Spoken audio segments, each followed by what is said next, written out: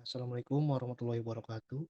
Kami dari kelompok 3, Iflas Duce, dengan saya sendiri, Muhammad Rian Bahtiar, dan dua rekan saya, yang pertama ada Maulana Arif Hidayat dan Prasetyo Nugraha.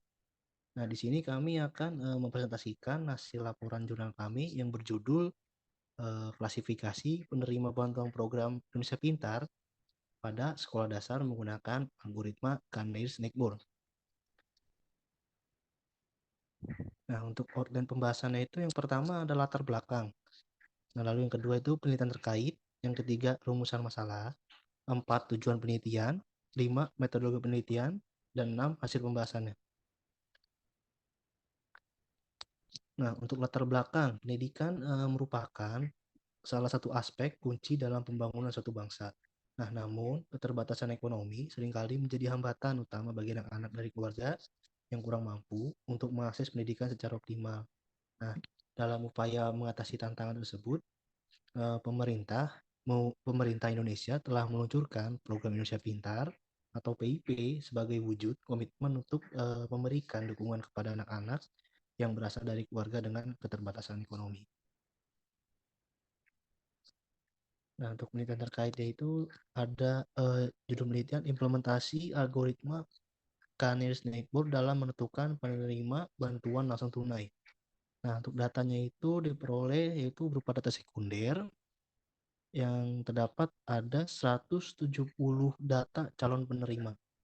Nah, untuk proses penelitiannya itu yang pertama ada identifikasi masalah, lalu pengumpulan data, yang ketiga lalu processing data untuk membersihkan dan menyesuaikan data dengan kebutuhan algoritma KNN. Dan terakhir itu implementasi algoritma. Lalu untuk hasilnya itu penelitian ini menyimpulkan bahwa penentuan bantuan langsung tunai melibatkan kondisi rumah, pekerjaan, penghasilan, dan jumlah tanggungan. Nah, dengan menggunakan aplikasi Rapid Manner, model KNN ini mencapai akurasi sebanyak 68,82%. Untuk rumusan masalah, yang pertama itu sejauh mana ketidakakuratan informasi mengenai situasi ekonomi keluarga siswa mempengaruhi ketepatan penentuan penerima manfaat PIP. Lalu yang kedua, bagaimana evaluasi kinerja KNN dalam mengklasifikasikan penerima manfaat PIP di sekolah dasar serta potensinya sebagai solusi untuk meningkatkan ketepatan dan efisiensi dalam seleksi penerima manfaat PIP di tingkat tersebut. Nah, untuk tujuan penelitiannya yang pertama itu untuk mengevaluasi sejauh mana ketidakakuratan informasi mengenai kondisi ekonomi keluarga siswa mempengaruhi akurasi penentuan penerima manfaat PIP.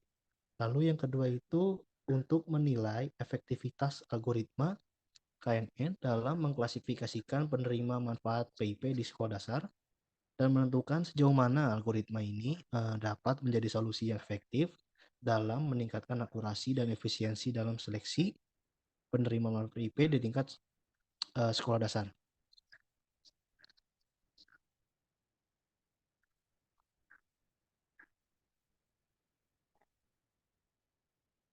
Nah, untuk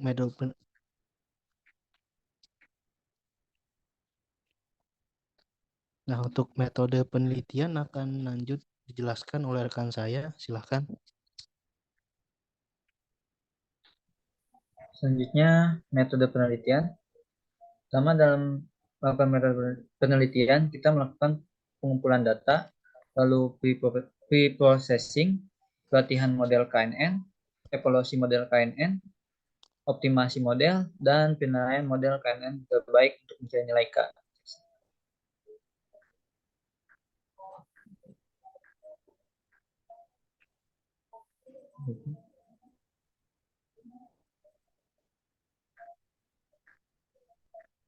Selanjutnya,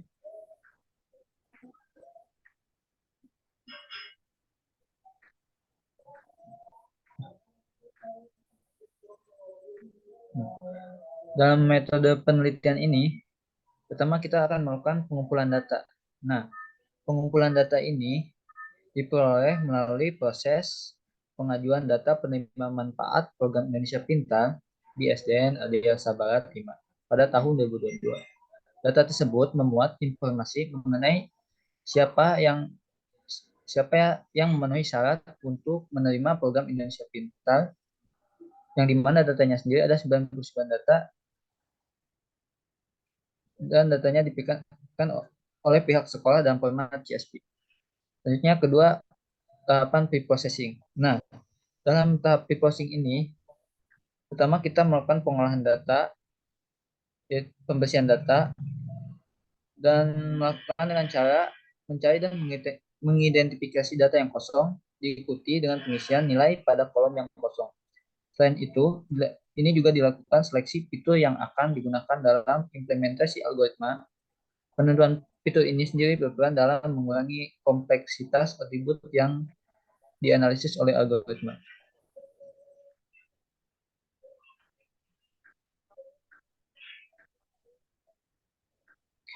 Langkah selanjutnya yaitu implementasi. Nah, dalam langkah pertama dalam implementasi adalah memproses data dengan membagi dataset yang telah melewati tahap sebelumnya menjadi dua bagian, yaitu tahap training dan testing data. Selanjutnya, kita akan melakukan normalisasi data dengan memilih kolom-kolom pada dataset yang memiliki tipe data numerik. Dan kemudian akan menerapkan algoritma Canels-Snake-Bors untuk klasifikasi. Nah, dalam langkah awal implementasi, model Canels-Snake-Bors atau KNN disiapkan untuk melakukan klasifikasi pada dataset yang telah disiapkan. Nah, fokus utamanya sendiri adalah untuk memastikan bahwa model ini mampu memberikan klasifikasi yang akurat. Oleh karena itu, penting untuk menentukan parameter kunci, yaitu nilai K. Nah, proses penentuan nilai K ini dilakukan melalui eksperimen sebanyak 19 kali. Nah, di bawah ini adalah rumus dari Euclidean distance.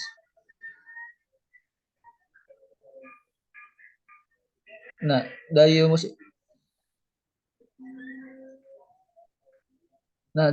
Euclidean distance ini kita dapat menentukan seberapa dekat atau jauh dua data poin dalam ruang. Nah, fitur proses ini menjadi kunci dalam menentukan klasifikasi akhir untuk setiap data poin dalam dataset.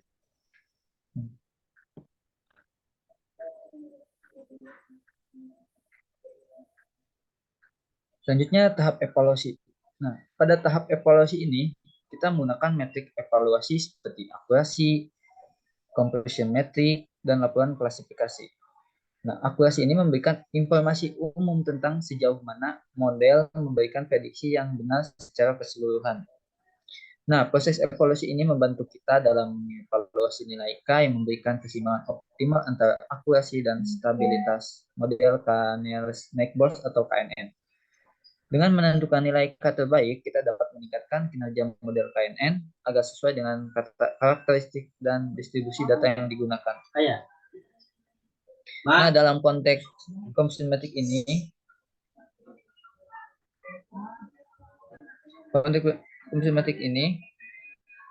kita memiliki beberapa performa model klasifikasi terhadap berbagai kelas, yaitu seperti akurasi. Nah, akurasi sendiri adalah tingkatan dekatnya nilai prediksi serta nilai aktual atau nilai sesungguhnya.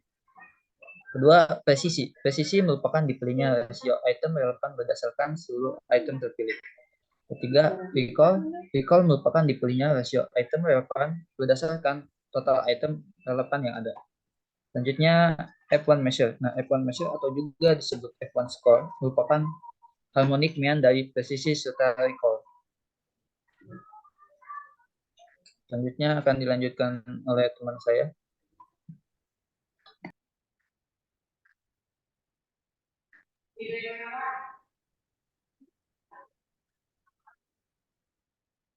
Ya, selanjutnya ada hasil dan pembahasan. Nah, data ini diperoleh langsung dari SD Ederso Barat 5 dan data tersebut mencakup informasi mengenai siapa yang mengaruhi syarat untuk penerimaan program Indonesia Pintar. Jumlahnya mencapai 99 data. Dan file datanya diberikan oleh pihak sekolah dalam format CSV. Nah, dari data di samping seperti nama siswa dihilangkan untuk menjaga keamanan data. Selanjutnya, Di sini ada pre-processing. Langkah pertama adalah menghilangkan atribut yang tidak diperlukan seperti nama siswa karena tidak berpengaruh pada pengolahan data, fokus pada parameter-parameter seperti pekerjaan ayah, penghasilan ayah, jumlah tanggungan, kepemilikan rumah, dan status PIP. Langkah berikutnya adalah membagi dataset pelatihan dan set pengujian dengan proporsi tertentu, misalnya 80% untuk pelatihan dan 20% untuk pengujian. Ini penting untuk mencegah overfitting dan menguji kemampuan model pada data yang belum pernah dilihat sebelumnya. Nah, langkah selanjutnya setelah memisahkan data, normalisasi dilakukan pada variabel numerik dalam set pelatihan dan pengujian. Normalisasi bertujuan menyamakan rentang nilai variabel numerik agar model dapat beroperasi secara optimal. Dengan mengurangi skala variabel ke rentang seragam, umumnya 0 sampai 1, normalisasi mencegah perbedaan skala yang signifikan antara fitur numerik, meningkatkan stabilitas dan akurasi model.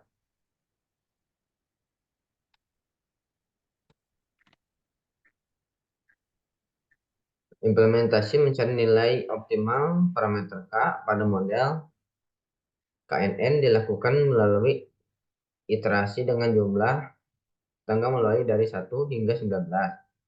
Nah, seperti gambar di samping, di situ kita sudah mencobanya sampai 19 kali. Setiap literasi model KNN diinisialisasi dan dilatih dengan data latih. Akurasi diukur pada data uji, hasilnya disimpan dalam score list. Setelah iterasi selesai, nilai tersebut untuk parameter K diidentifikasi dengan mencari indeks nilai maksimum dan score list. Nilai tersebut diubah ke dalam skala sebenarnya dengan menambahkan 1 dan hasilnya dicetak. Proses ini membantu menentukan jumlah tetangga terbaik untuk memberikan akurasi tertinggi pada data uji. Penting untuk menyesuaikan optimal model KNN dalam tugas klasifikasi. Nah, setelah memperoleh nilai K yang optimal dalam proses optimasi model KNN, langkah berikutnya adalah melakukan evaluasi ulang terhadap model menggunakan set pengujian.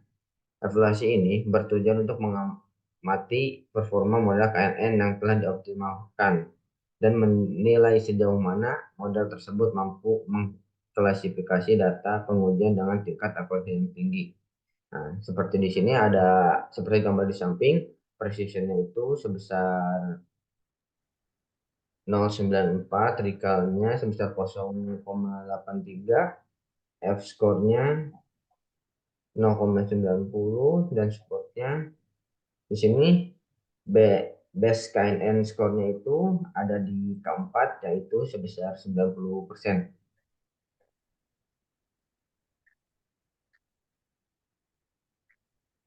Nah, jadi kesimpulannya itu dalam penelitian ini dilakukan evaluasi terhadap keefektifan algoritma KNN dalam klasifikasi penerima manfaat dari program Indonesia Pintar atau PIP di SDN dan Desa Barat 5. Hasil penelitian menunjukkan bahwa model KNN dengan nilai keempat mampu mengklasifikasikan penerima PIP dengan tingkat akurasi sebesar 90%. Evaluasi ini melibatkan berbagai matriks seperti confirm metric, classification report, dan skor akurasi pada data pengujian. Selain itu, grafik visualisasi yang menggambarkan hubungan nilai K terhadap skor akurasi turut membantu dalam pemilihan parameter K yang optimal.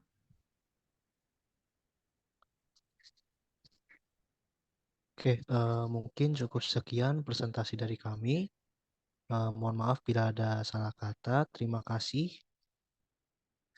Wassalamualaikum warahmatullahi wabarakatuh. Assalamualaikum warahmatullahi wabarakatuh.